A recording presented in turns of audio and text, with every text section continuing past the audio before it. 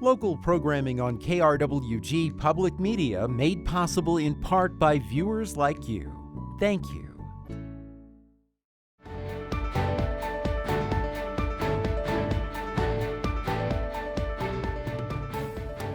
Hello and welcome to Your Legislators on KRWG Public Media. I'm your host, Anthony Moreno. This week we are talking with New Mexico District 34 Republican State Senator Ron Griggs of Alamogordo. He serves in District 34, which covers parts of Otero, Doña Ana, and Eddy County. I want to thank you so much for joining us, Senator Griggs. Thank you, Anthony. It's good to be here with you. First off, let's start off talking about the pandemic. Obviously, it's impacted our state in so many different ways. I want to hear from you. What are your thoughts on how the pandemic is impacting this session? You know, Anthony, obviously this is the most unique session I've ever attended, and probably maybe the most unique session ever. We did meet on the floor yesterday. We have plastic or plexiglass dividers. Everybody's wearing masks. Some senators are not on the floor, but in their office. So the Senate is trying to meet in person on the floor. The House is not really trying to do that. Senate committees are all virtual. I was just on a committee meeting this morning, and that was a Zoom meeting just like this one. So you know, it's just different. There's no people to talk to when you're up here. The environment is totally changed. And you're in Santa Fe. There's really no places to go out and eat and visit with people like you were able to do. It's, you know, the hope is that we can fix this with the vaccine and we'll be back to normal, at least as far as the legislature goes, next year. Yeah. But this is a mess. It's hurt lots of people. New Mexico small business have, you know, I can't tell you how hard it's been on them. I imagine you know. Yeah, I've talked with some folks who have small businesses, but I want to talk with you about that in just a moment. But first, Okay. I'd like to hear your thoughts on the session meeting in person.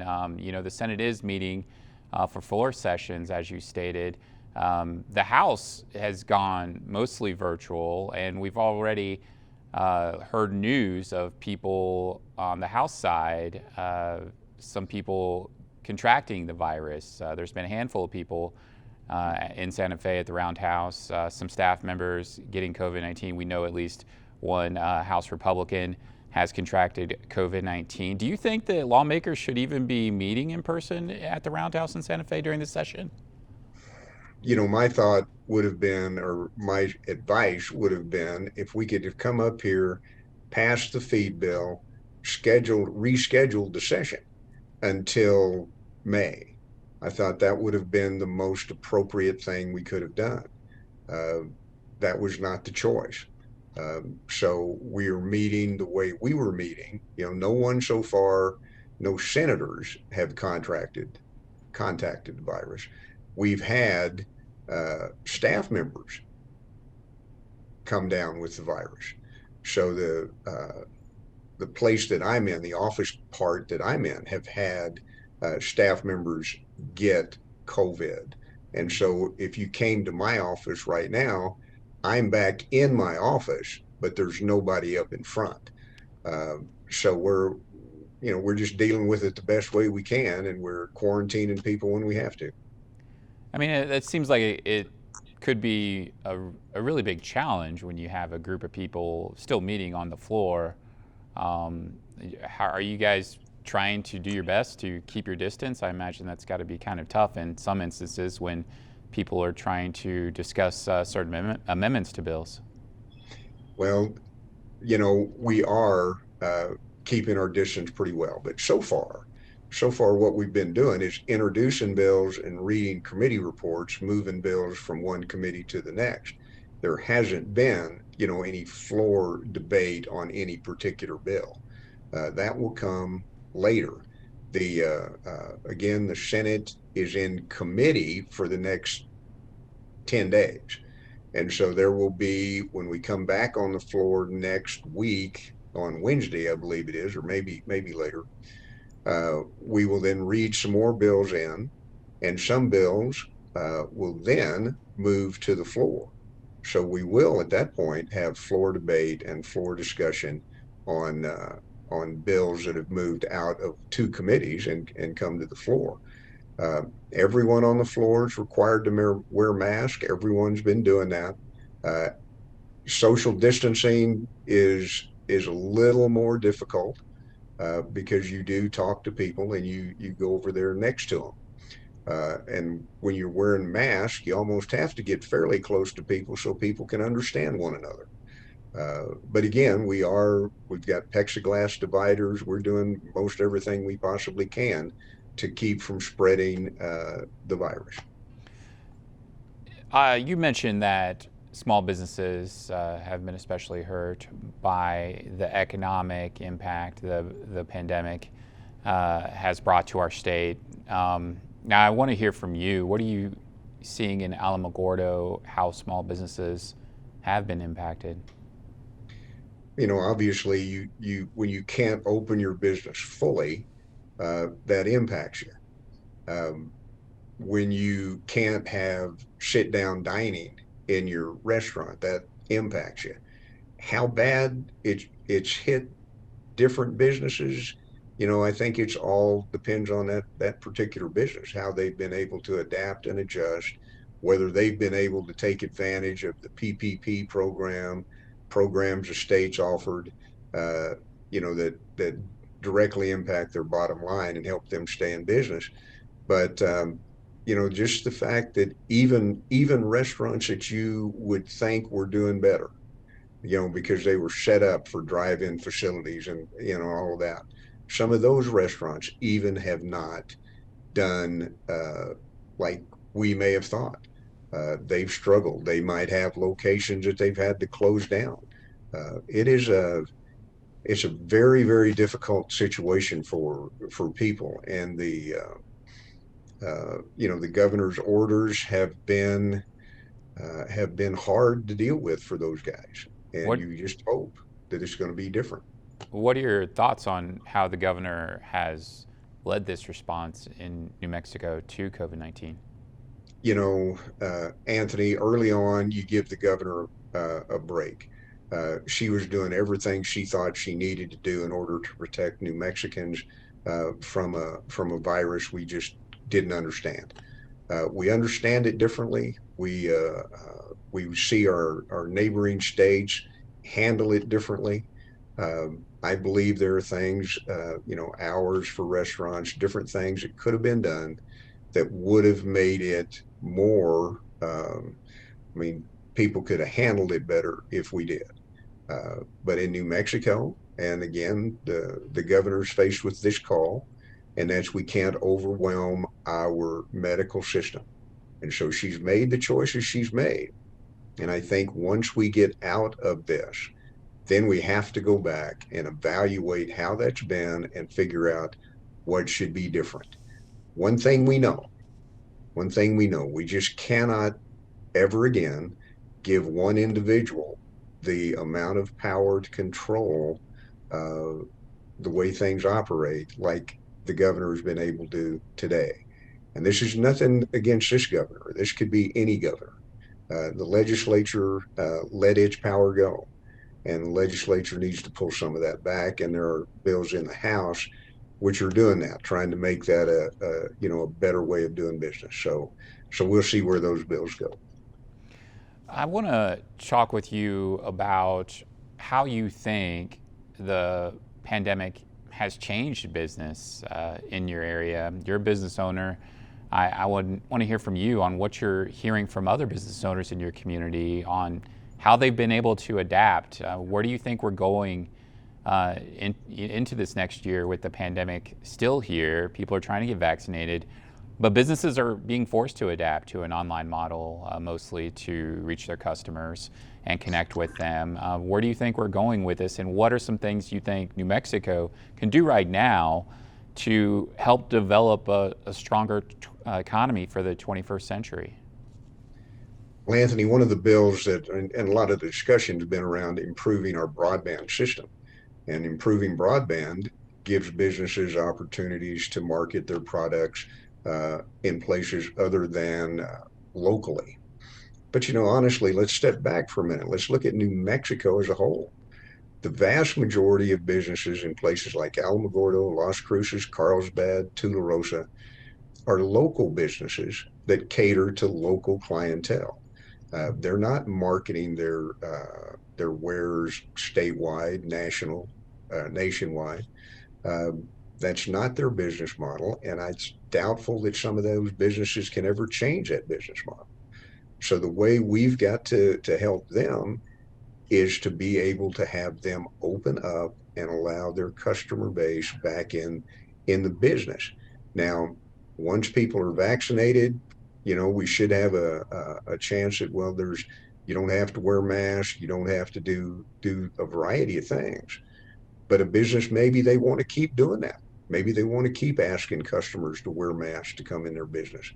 Uh, I don't know, but I believe the challenge is that the small businesses in New Mexico have got to get to a point where we can open them back up for their clientele to be in their business. And we just, that's going to be based, I'm sure, on the effectiveness of the vaccine. So, do you think that there should be a mask mandate in New Mexico? Anthony, I don't. I didn't say that, didn't mean to infer that. I think though what you should do in a lot of it, if you're a business owner and you feel that the comfortable way to operate is with mask in your clientele, then that becomes your call as the business owner. And if you want people to wear masks when they come into your business, well, then I think that's a reasonable thing for you to ask customers to do. But for the state to come down and require you to have people wear masks in your business is going a little too far, maybe a lot too far. Do you think that that puts pressure on the business owner then? I mean, we've seen acts of violence happen across the state early in the pandemic when business owners and employees were trying to get people to wear masks because the business had that in place, that enforcement in place. And there was some violence that happened. Do you think that that might put a lot of pressure on business owners or maybe employees who might be working for minimum wage to put themselves in that position? Anthony, it obviously could, the way things have occurred. But if you step back and you go back to the way all of this started, there was the very first rule that came out was if you can't socially distance, you should wear a mask. And if that had been a unified idea, nationwide, statewide, then I think the opportunity to get your arms around this stuff right away would have been different. Um, and I think people would have supported that differently. But the way things came down, the way the approaches went in differing states, uh, just didn't seem to resonate with the people there, which then created some of the challenges that occurred. Um, you know, it's easy, I think, to sit there and look at what happened and make judgments about what happened. Had it been done differently, would same thing happened? I think that maybe so, maybe not. But that's part of that evaluation process that I mentioned earlier that we need to have once all of this passes, and we can evaluate what we did. I mean, we should talk about, though, there were states that had counties that repealed the mask mandate, and there was plenty of reporting. Like, for example, the state of Kansas, there was counties in Kansas that had repealed the mask mandate, and those counties saw a significant rise in COVID-19 infections compared to the counties that had a mask mandate in place. Does that concern you at all with this mask mandate issue? You know, one if one's going to look at just basically reports that came out of there, I think that's probably not sufficient to evaluate what really occurred. So I think before I would say it concerns me, I'd need to know more about exactly what was going on there, and then what their reaction to it was, and make a determination then.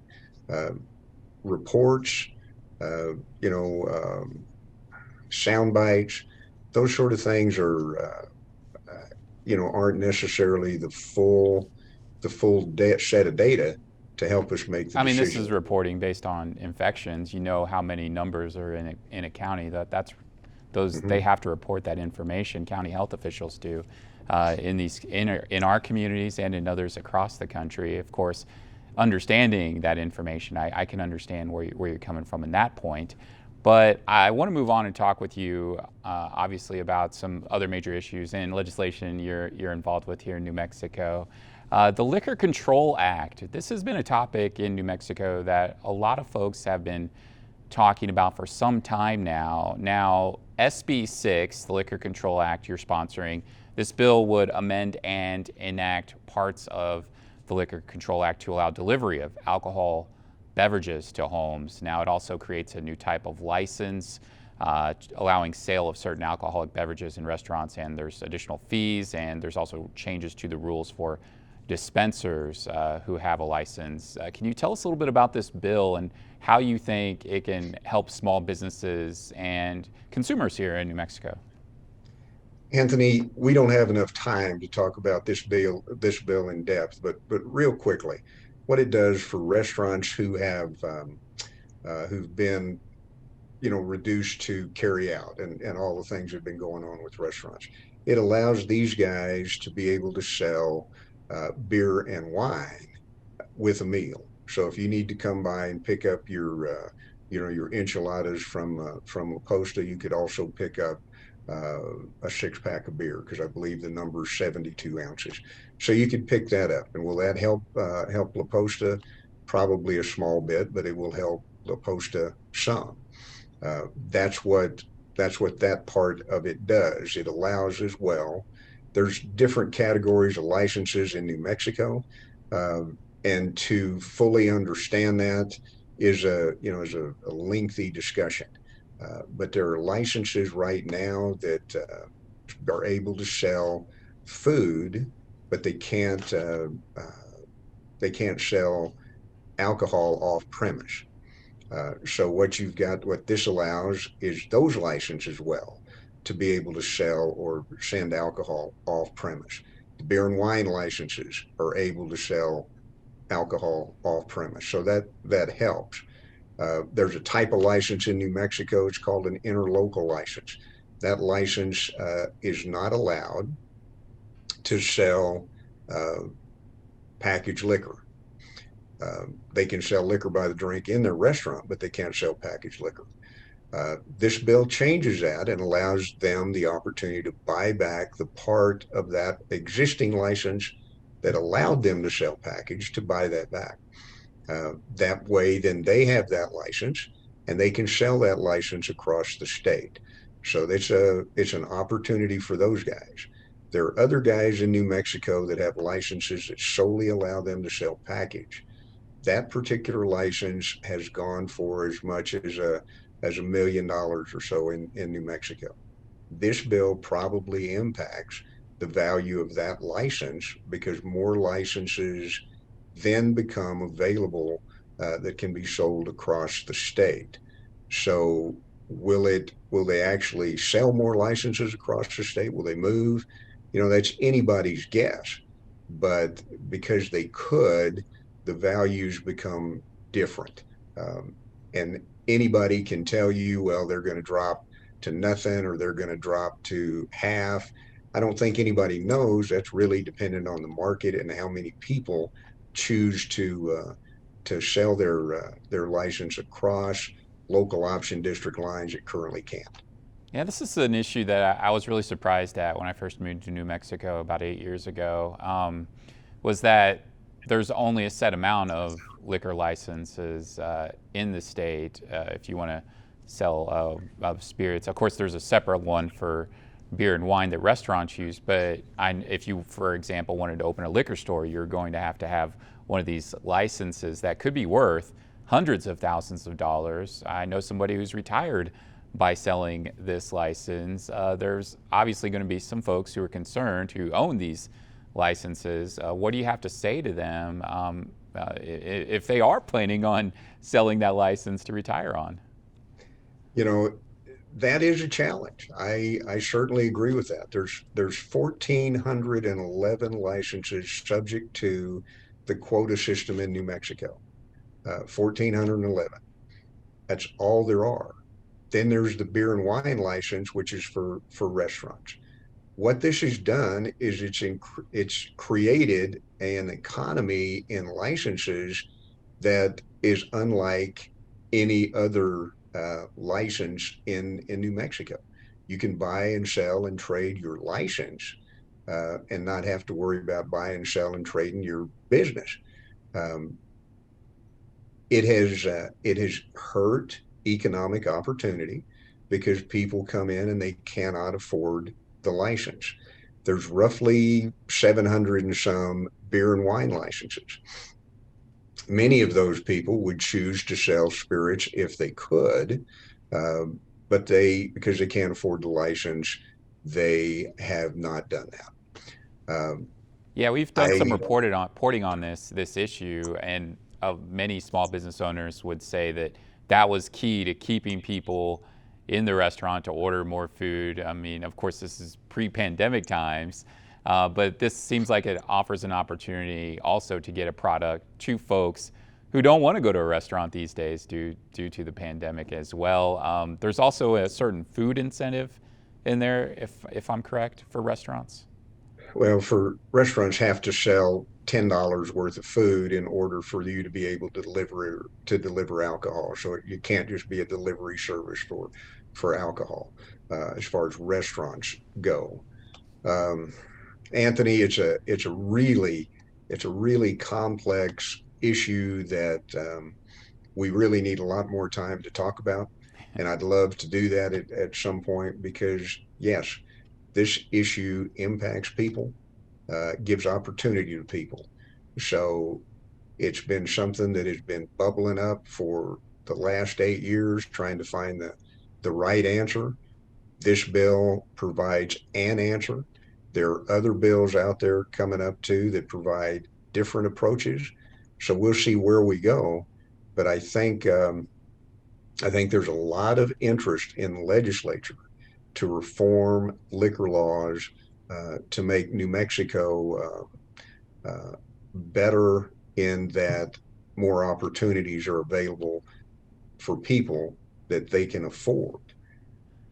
We have to figure out how to deal with the values of those licenses that they are not hammered.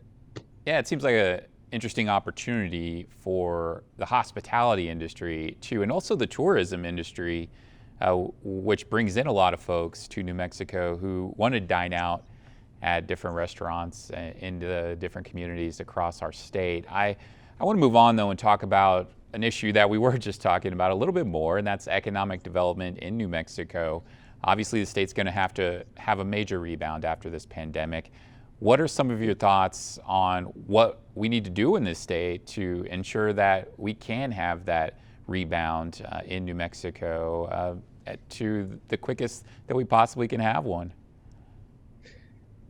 You know, Anthony, what we've been talking about small business, and New Mexico's backbone is small business. You look at other states, and you look at other states who have large industries. They have a lot of professional type businesses. You go to Arizona, Texas, and Colorado. New Mexico's not blessed with lots of those types of business. So we've got to provide small business with those incentives to help them sell and grow. Then we've got to have honestly a tax structure that makes other businesses want to move to New Mexico. We do have through the Economic Development Department, we have incentives to help people come to the state. But I think honestly, The better way to do it all would be to reform our tax structure, where gross receipts tax were lower, where you get rid of the tax on Social Security, where you get rid of the tax on military retirement. You celebrate the stuff that we do have in New Mexico, like oil and gas, and you figure out the best way to help New Mexico grow that industry, because that industry provides sometimes nearly half of your budget. So you need to be proud of what you got, not always trying to make it to where it does not feel welcome in our state. We got to work hard on a variety of things. There's a bunch of bills out there this year affecting economic development, and we'll just see how they play out. Yeah, I know there's a lot of surprise last year during the legislative session that New Mexico didn't repeal the tax on Social Security. We only have about 20 seconds left, but I'd like to hear a yes or no answer on if you think that is actually possible during this legislative session. Yes. How's that? Okay. I want to thank you so much. District 34 Republican State Senator Ron Griggs. It's always great to talk with you.